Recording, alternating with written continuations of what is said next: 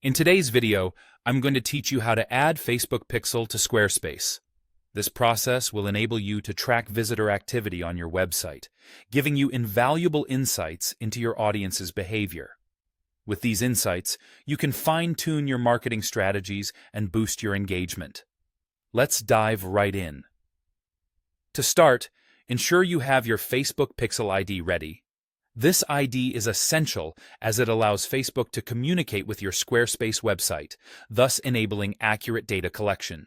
If you haven't created a Facebook Pixel yet, pause the video and set one up on your Facebook Ads Manager.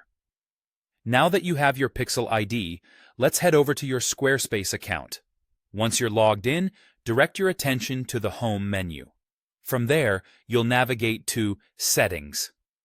You might notice that Squarespace has organized these settings to help you manage various aspects of your site with ease. For this task, focus on Marketing, which is where we will connect your Facebook Pixel. Under Marketing, look for the section labeled Meta Pixel and Ads. It might take a moment to locate, but it's there to help you link your Pixel ID seamlessly with Squarespace. As you select Meta Pixel and Ads, you'll be presented with a designated field prompting you to enter your Pixel ID. Go ahead and paste the Pixel ID that you copied from Facebook here. This step is crucial as it establishes the bridge that allows data to flow from your Squarespace site back to Facebook.